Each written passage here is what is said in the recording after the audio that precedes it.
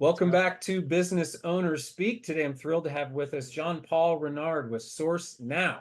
JP, how you doing today? I'm doing wonderful, Matt. Thanks for having me on, man. Really nice to meet you, and I appreciate you taking the time. So, like I do with everybody, if you could start by telling us a little bit about you and the business. Yeah. Okay. So, I started the business back in 2001. So we've been in business now for 23 years, give or take. SourceNow is an external workforce management software company. So basically what that means is companies that hire a lot of their internal folks, they have their internal groups, but they also bring in a lot of contractors into their organization as well, right? That not their direct employees. And they bring in temp associates from different capacities, from working in a warehouse to working in an engineering group or working in the finance group, right? And everything in between. And what we do is provide software that procures and manages that process. So they use software to put in a request. That request goes to a supplier base or an individual contractor that they fill that role. They manage the time, they manage all the data, they manage the project, and it creates an invoice. And that's the software that we develop and provide to our customers. So, being 23 years old in a software company, Yeah. excuse me. Yeah. I started when I was 3, by the way. Yeah, I figured. Yeah. That was my next question. You're a prodigy. So, how did it all start? How did it come about? So I owned a temporary staffing company, and which I still do. So SourceNow has SourceNow Staffing, which is another division within the company. And what I found was there was a big gap in the industry on how companies were managing their external labor. There were some companies that were providing software that was doing that job. And I started working within those softwares, and they were just absolutely terrible. They were just difficult to use, a lot of clicks. It was very inefficient. So the outcome was reasonable, right? They want a good, reasonable way to organize their external labor, organizations, right? But the way of getting there was really messy. So I saw an opportunity. I was always interested in engineering and software, hired some engineers and started building software. And that's how it all got started. Did you have a software background? No, not at all. Not at all. I didn't go to school for building software. I'm not a trained engineer. I'm just really good at vision, really good at ideas.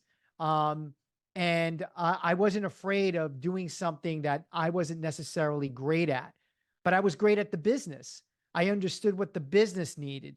So, it's like being a great designer, but you're not the seamstress, right? You bring in the seamstress to actually do all the sewing for you, but you do the design. And that's basically what I do. You surround yourself with smart people, and look what can happen. Oh, let me tell you, there are a lot of people in this company that are a hell of a lot smarter than I am. That I can assure you. But that has been, an important key to our success, is ensuring that we have great people. Because if everybody's depending on just me being great, we're in a lot of trouble. Do you have or have you in the past had an industry focus, or is that pretty malleable? Oh yeah, it's industry agnostic. So it doesn't really matter. So whether you're a construction company or a logistics and manufacturing company or a healthcare company, it honestly does not matter at all, Matt. It is completely industry agnostic. Got it. Okay. And tell us a little bit about your team. What's the team structure like, and what makes the wheels go around? I work with the most incredible human beings on the planet. I mean, they are absolutely incredible. They are geniuses, hardworking, fun. I laugh a lot. I spend a lot of time laughing in this office when I'm working with them. We still have physical offices. I know that people are used to, working remotely. The team works half the week remote and half the week in the office, with some exceptions. We have some engineers that just really work, from their home because they don't live near any of the offices that we have in the US. But they're a group of dynamic, beautiful human beings to work with. Yeah, I've been working with several of our employees, of our teammates for more than a decade. Let me tell you, I learned so much from them. They challenge me all the time. It's a place of candor, so it's very family here. So, there's a lot of debate. There's a lot of healthy argument that occurs, right? There's a lot of challenge, right? I am not a person that can just say, well, I want to do A, B, and C, and let's go and do it. No, it becomes, I want to do A, B, and C. And they go, well, why the heck would you want to do that? That doesn't make any sense, JP. Well, tell me how does it make any sense? And then we have a lot of vigorous debate to try to find the truth. So it's a very unique group. They're just wonderful, Matt. I've been the luckiest human being on the planet. That's great. And one thing we don't get into a lot in this, and you seem like a perfect guy to ask, is, an owner's job or a boss's job is, right, to give your team the tools and resources they need, provide a good work experience, get out of their way, and let them be successful. Are there some kind of resources you use or tools you use with your team, or just even mindset wise, like how have you been able to kind of foster that type of culture? Yeah, that's a brilliant question. So I can't tell you that we have a really strong formal tool, right? I know that a lot of companies use a lot of good formal tools. I use some very basic principles. I understand that trust and intimacy happens over time. So you don't force those kind of things. Those are things that are earned both ways, right? When we bring somebody in new, I can't just assume they can trust me, right? I have to earn that. I have to earn that ability. So we lean on these principles of candor, of honesty, directness, but also care. So love and care for one another is the number one thing that is paramount above everything, right? We have to have that. But now we got these mission critical things, right? Right. And mission critical things at our level and the things that we have to manage can get really dicey, right? But if you have a lot of love and you have a lot of trust, you can overcome those difficult moments. Now, it would be probably a great idea for us to have some formal stuff. I mean, I know you guys are a coaching team, right? Coaching executives. We should probably have you guys running around here helping us from time to time. But we do some team building exercises, right? That we put together. And again, we make the time for each other, right? So when somebody comes into somebody's office or a meeting has to happen, all phones are down. The attention is to that moment and that person. And we really live, by that code, and it really does help us. That's interesting. And so, a lot of times tools and resources aren't necessary because it comes from above. And if you believe it and you prove it and you live it, then many times that filters down. So that I appreciate you sharing that. So let's say I'm a large logistics company. I've got some problems. I got to get some people hired. I don't know what to do. I found you guys online. What happens? Walk me through that process with the Nice. client experiences. My favorite customer on the planet, the logistics company. Let me tell you, boy, oh boy. So let me preface by saying that we talked about industries, and each industry has their unique challenges and problems. Probably the most difficult industry to manage properly is the industries within logistics and manufacturing and maybe even e-commerce. Why? Because you're dealing with masses of people, right? You may have a warehouse where it has 400 or 500 temporary associates coming from 5, 6, 7, 8, 9 different suppliers, right? And they're at the unskilled paid level, right? And they're hopefully are training those individuals up. It's so chaotic. It's unbelievable. It's just absolute chaos. Our job is to go into a logistics company that you're running, for example, and first further understand their business. No two logistic companies are the same, right? They could be doing exactly the same thing, but their culture different, their systems might be different, their processes might be different. We want to learn, we want to understand what that is. Then we want to install first transactional systems. So before we start diving into deep strategy, it's about transactional systems. So what does that mean? We're deploying software to start controlling the procurement process of getting individuals into the building, the timekeeping control to control time and ensure that we're knowing who's in the building and the hours that we're getting billed for, and creating a consolidated inverted invoices. So what does that mean, inverted invoices?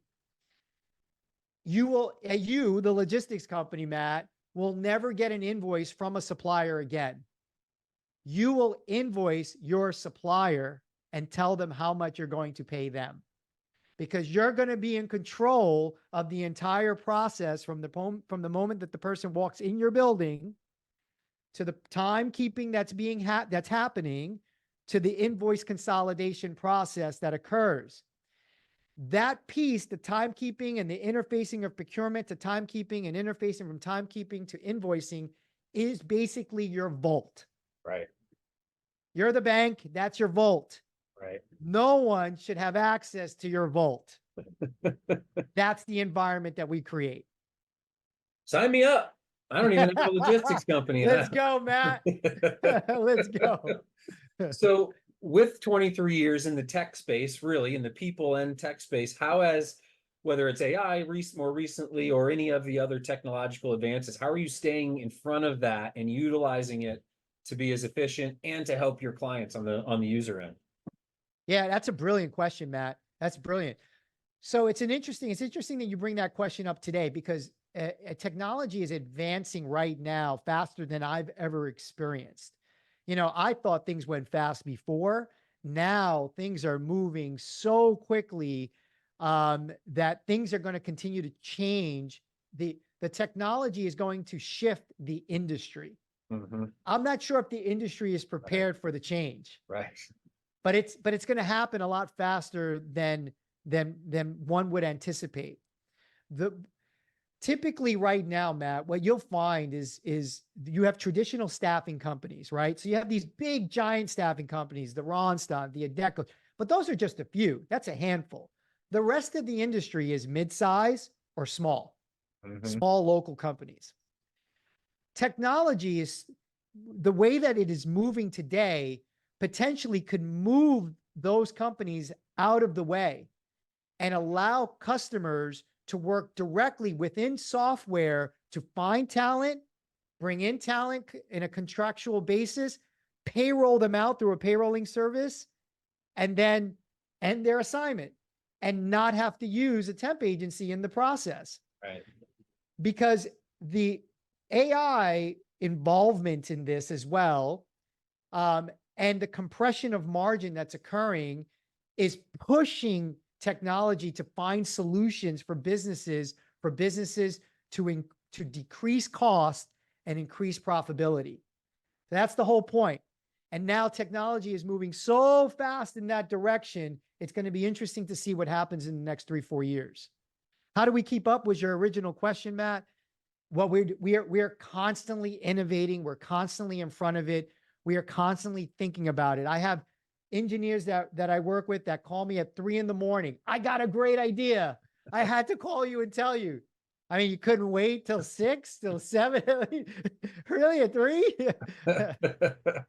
I work with a bunch of nerds that are really, really interested in finding a great, amazing solutions. So we're deeply passionate about it, which helps us stay innovative. Sure, I can certainly feel that. So, Jean-Paul, I'm curious, what about your role in the business as you're talking, as you're, understanding that there's other small business owners or business owners in general viewing this? How do you kind of utilize your role? What is your main function in the business, at least as we sit here today? Oh, man, that's brilliant. If I had to define my role, it might be a little different than probably other business leaders. If I use the analogy of a body, I always find my role to be more of the spinal cord. I'm not necessarily the brains, and I'm not necessarily the heart. The heart are the people here, them and their families. The brains are these brilliant engineers and some of these executives here that are a hell of a lot smarter than I am. That's for sure. I think that my role is stability, is understanding that when things go wrong, right, that you need some kind of infrastructure that can hold on and persevere through those difficult moments and difficult times, and remind the rest of your body, keep moving. It's okay. We're going to be fine. Things are okay. Right. Yep. That's really how I envision my role. Now, I know, most of my colleagues will probably tell you that I'm a visionary. And, as you can see, I have a lot of energy. Uh-huh. And I believe in that.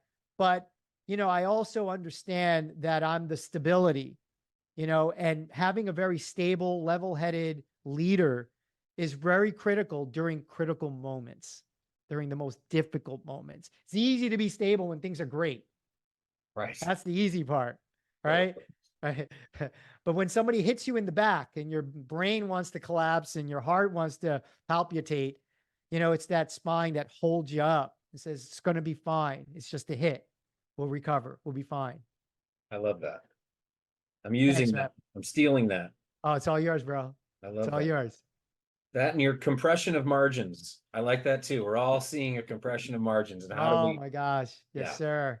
So you've got wisdom to share. Let's share it. So I have two scenarios for you now that I think about it. I've got somebody who's got a job, but has an idea and a little bit of money put away and is trying to decide to take the leap. They're somewhat risk averse. What's some advice you'd give them to how to get comfortable with taking the leap to starting their own business? Okay. Well, let's first start by removing the word comfortable. Yeah, good point. Because if you're looking for comfort, do not start a business. Right. This is by far the most challenging life anyone could ever imagine. So comfortable is not something you'll ever find. You'll find moments of comfort, and you will need moments of comfort. If I was working a 40-hour gig somewhere and I wanted to start a business tomorrow, I think the way that I would approach it, if I can, right? If the luxury was I can keep my job, it would be to understand that I'm now signing up to have two jobs. Mm-hmm. So I would probably work my gig, and then when I'm done, I'm going to start my second gig and start putting that together. And I would run in that direction very passionately. And I would also understand that the chances of me getting any sleep and rest for the next few years are nil, next to none. It's a very good barometer, because if you can withstand that process to keep that pace, you're more than likely going to have the chops that are necessary to be an entrepreneur. If you find yourself not able to accomplish that, then more than likely you're not going to have the chops for it. You have to be realistic and be honest with yourself about it, which is okay. Not everybody can be an astronaut. Not everybody can be a nurse. Not everybody can be an entrepreneur. It's a certain person, there's a certain skill set. So I think that would be my approach, Matt. I would go that route, because if you make it through, understand that it will be like having 2 or 3 jobs in a day anyway. Right. Yeah. And I like that you look for comfort, and sometimes your definition of comfort changes because of so much uncomfortableness, right? Oh, yes. Yeah. Yes. Yes. And then how about the man or woman who's sitting in their business right now and they're not seeing growth, they don't know which way to go? What kept you going during those difficult times? Dude, story of my life. Do you understand how many times I'm sitting in this chair going, what am I going to do with my life? How am I going to make this company grow? Why aren't we growing fast enough? Why are we having these challenges? What happened to our margin? What?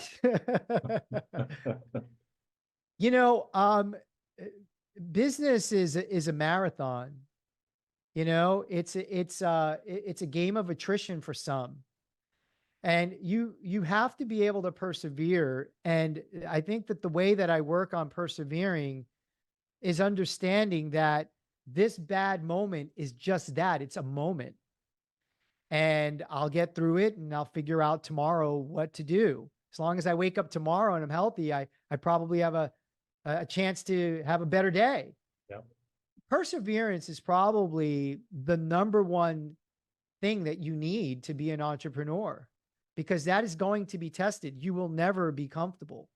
It will always be very difficult. And I don't care what business you run. I don't care if you have a dry cleaner or you're the CEO of a Fortune 100 company. It's all the same. Right. It has different levels and different, priorities and maybe different stresses, but it's all the same. So, Matt, if you can persevere and hang in there, more than likely you're going to figure it out. Great advice, and a really good walk through your journey. Thank you so much for taking the time. It's John Paul Renard. The business is SourceNow. Thank you so much for your time. We really appreciate it. Thanks, Matt. Go visit mysourcenow.com.